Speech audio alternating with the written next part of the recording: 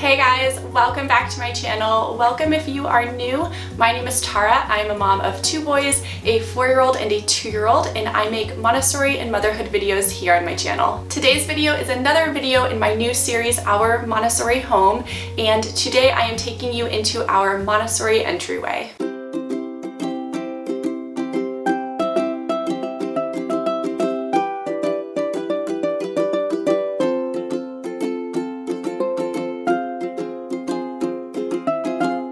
If you are new to Montessori, and specifically Montessori in your home, and you're looking for an easy place to start with setting up a Montessori space for your child, the entryway is the perfect space. With just a few simple adjustments, you can create a space that gives your child both freedom and independence around dressing themselves and also is very functional for you in your home. Imagine, if you will, that you are a child and you are looking up at all of the jackets hanging up high on the wall, and you see your jacket hanging there, but you can't reach it. Your choices are limited. You can either go and ask for a grown-up to help you, or you can try to climb onto something and make some sort of contraption for you to get up there. As a child, neither of these options are what you want. You just want to be able to get your jacket. And as a parent, you're put in the position of either scolding your child for climbing or having to do a task for your child, like getting the jacket down. As a Montessori parent, we aim to set our children up for independence, and we do this by setting up an environment that suits their needs. Children are very capable if we give them the chance. One of my favorite quotes by Maria Montessori is, "Never help a child with a task at which they feel they can succeed." I used to have this posted in our old entryway because I love this as a reminder that we need to let our children try to succeed on their own. And what better way than right here in the entryway? The entryway is a place where we are constantly coming and going, whether that's work or school or just daily activities. As adults, we have a place that we put our things, whether it's a place that we put our keys or our shoes or our jackets. We know that children thrive off of order, and having a place for their things fulfills this need for order. It's also a great way to set up a routine and encourage independence and responsibility for their own items.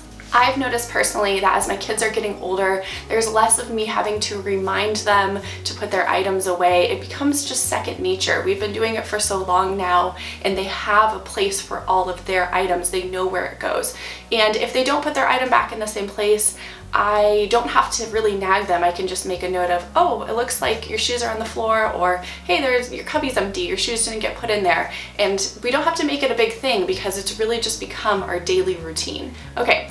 So now that I've talked a little bit about the Montessori entryway and what it's all about and why we do it, let me show you our Montessori entryway. The first space that I want to share with you is our bench here. So this is the Sprout Kids shoe bench, and this is a new addition to our entryway.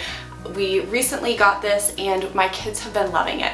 I love this shoe bench because, I'm not sure if you can see, but it is the perfect size for 2 kids to sit on, and that has been my biggest issue, is finding a space for both of my kids to be able to sit. Previously to this, I had a little IKEA stool here, and then I had another stool that I'll show you in a little bit over on the other side of the entryway. But I have been eyeing this Sprout Kids bench for quite some time because it does fit 2 kids on it, and because it also has shoe storage underneath. Now above the bench, you can see I have 2 posters here. The first poster is a school day checklist. This just reminds us of all the things that we need to make sure that we're bringing for school every day: backpack, mask, water bottle. My oldest son brings a snack every day, so his snack box, shoes, and a jacket. I might change this out for summertime to include things like sunscreen. We may not need jackets anymore, but for now, this is what we've been wanting to make sure that we packed every day for school.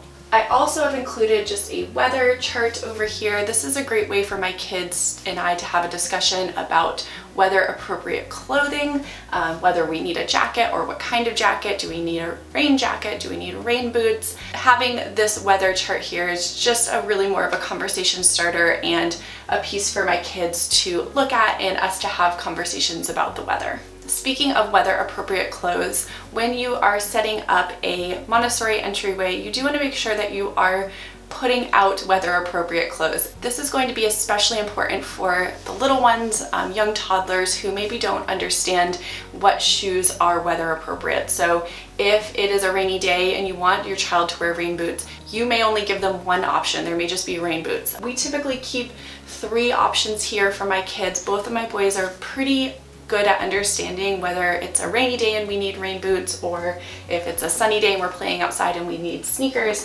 I do also keep their Crocs here because we like to throw these on just to go outside and play in the yard and do gardening. But let's say you don't want your kids to wear Crocs or have that as an option, then I would not put these out unless it's a time where you want your kids to wear them, because you want to give them as much independence around choosing what they can. There's very limited amounts in our children's lives where they're able to have autonomy and be independent and choose their own things. So I like to give my children independence where I can. And one of them is around shoes and jackets and clothing. So I do give them a few choices.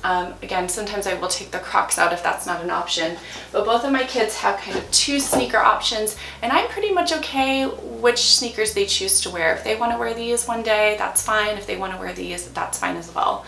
I wouldn't put them out if it was an option I didn't want my kids to choose. I do keep rain boots out pretty much year round as well. I keep those on this side of the entryway, which I'll show you in a few minutes.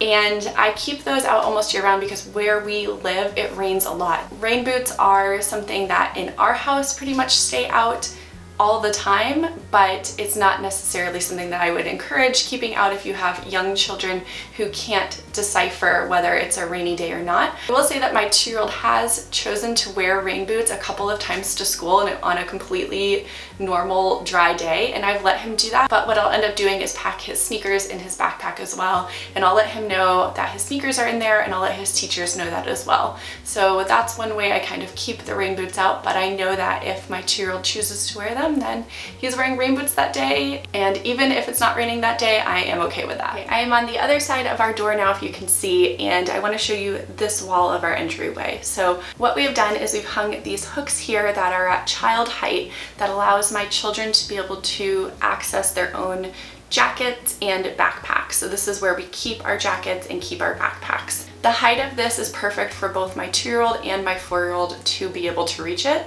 So they are both able to come over here and hang up their jackets and their backpacks. I have seen a lot of people choose to put on command hooks for their children, so you don't have to drill something like this in like we have.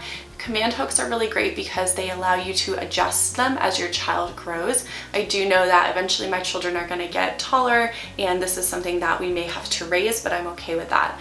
This works right now for the height that my children are. I also want to show you what we do to help my children be able to hang up their own jackets, and this is especially helpful for young toddlers like my 2-year-old. This really helps him to actually be able to hang up his own jackets, and that is we add a little hook onto the jacket. So a lot of jackets have these little tabs, which little hands are not going to be able to put these little tabs onto the jacket. And I noticed with my young toddlers that they often had a hard time really understanding where the hood was to be able to hang the hood on the hook. So jackets would often hang up like this and then just end up falling off. So now they know to look for this little ring, and they hang the ring onto the hook. It makes it so that the jacket is secure.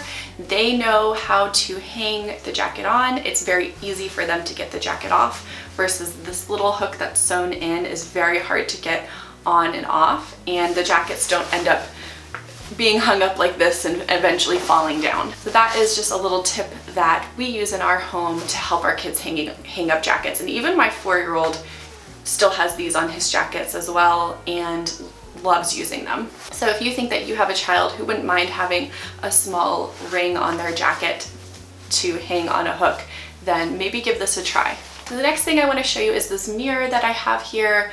I put this mirror here because I wanted to give my children the ability to be able to see themselves before they leave the house. Just to check their outfits, check to see if they have anything on their face.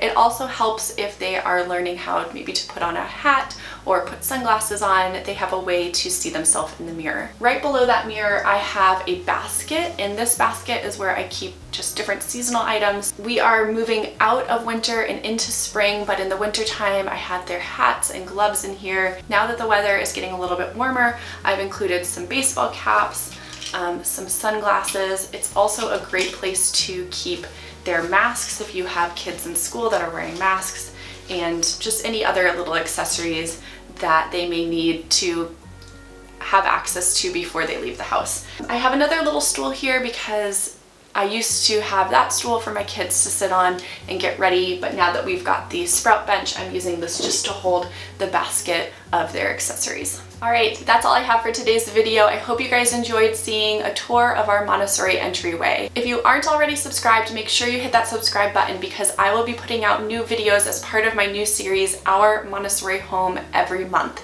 and you aren't going to want to miss the next video. Also, if you haven't seen the video before this, Our Montessori Kitchen, make sure you go back and watch that because I take you through how I set up a Montessori kitchen for my kids. Thank you guys so much for watching. Make sure you to like, subscribe, and comment down below. I'd love to hear from you guys. I'll see you in my next video. Bye!